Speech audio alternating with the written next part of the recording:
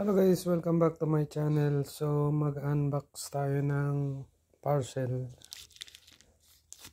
In-order ko nung nakaraang linggo. So ngayon lang siya dumating guys. So titignan natin yung aking in-order. Ayan. So sa image, so sa picture guys, yung mga taong gumagamit nito ay nakarelate na agad pag nakita nila. Itong aking bubuksan. So ayan, hinatid talaga dito sa aking pintuan guys. Just wait muna guys, titingnan natin yung plastic dito. Ayan, ayan. Yan guys, yung electrical system diagnostic. Yan na, mabuksan na natin.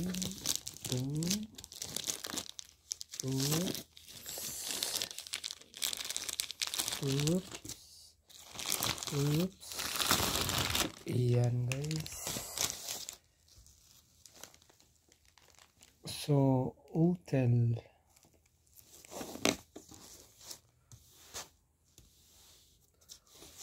siya guys. Yan na, pabuksan pa natin kasi seryado siya guys. Titignan natin yung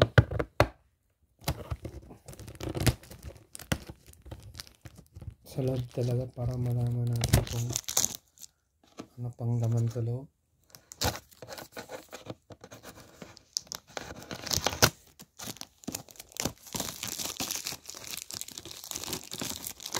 Ayan siya na yung camera dahil isang kamay lang wala ko siya akong stand. So yan na guys, bubuksan natin. Ayan, bum. Oh, yan guys, meron siyang user manual. So ito yung proof tester, ito yung kanyang mga clamps, negative and positive clamps. So ito na guys yung cable, ito yung kanyang proof tester. So yan guys, ito yung ginagamit ko pagka nag-diagnose ako ng sasakyan. Ayan, so mahaba ang kanyang cable. So ito guys yung ground.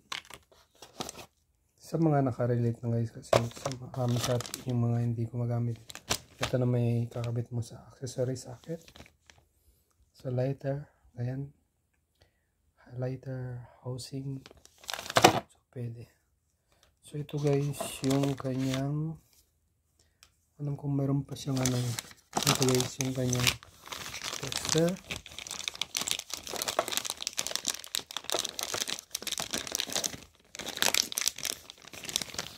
Just wait.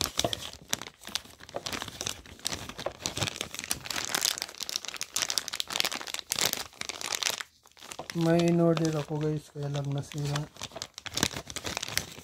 Kaya nag-order ako ulit. Ayan. So ang gamit nito ay ito yung pang testing. So dito yung nakalagay guys, dyan.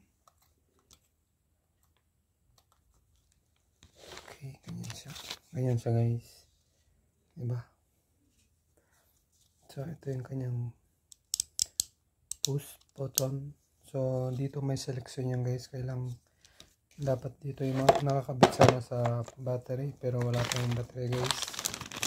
Ito yung pang testing sa mga electrical short circuit, yung testing ng fuse, pang diagnose kung putol ba yung fuse. So ito yung ginagamit sa mga sasakyan, mga electronic device. So ito yung kanyang clamp. Yan, mahaba siya. Kahit nasa likod yung battery ay pwede mo siyang idugtong. So mayroon pa siyang isa guys. Yan, di ba, mahaba. So may manual naman guys, kaya lang sa mga hindi pa marunong gumamit nito, pwede namang gumamit ng manual. Pero para sa akin guys, medyo kabisado ko nang gamitin ito, kaya alam ko na kung paano gamitin. So ito guys, sa mga Sa mga bago pa lang, alam naman natin na yung positive is nasa positive post ng battery at negative post ng battery. So yan nakakonect siya guys, so hindi siya pwedeng magkabaliktad. Alam natin kung nagkabaliktad ay hindi naman siya magbibigay ng tamang reading. So ganyan lang guys, kukonect nyo lang yan. Yan. Medyo mahirap na ikabit dahil nag-iisa yung aking kamay. Ayan.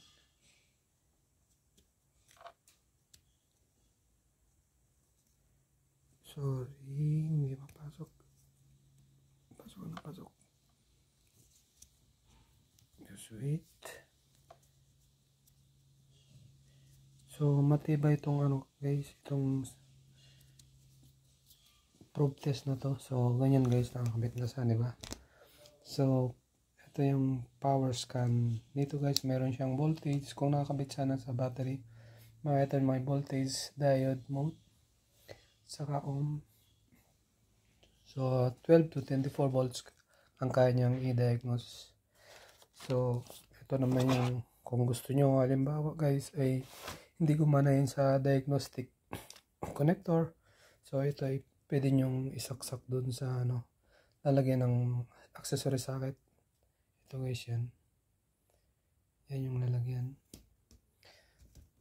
Ito naman yung kanyang ground. So, ganun lang guys yung ating unboxing. So, may manual sa guys kung gusto nyong basahin. Halimbawa kayo gustong bumili ng ganito. Magandang hotel guys kasi ito talaga yung ginagamit ko nung sa Saudi. So, may mga pangalan siya. Yan. Naka-specify lang kung anong gamit. Yan guys. So, ibabalik na natin guys. Ayan lang yun At ganyan lang muna. Ayan guys. Thank you so much for watching. Bye bye.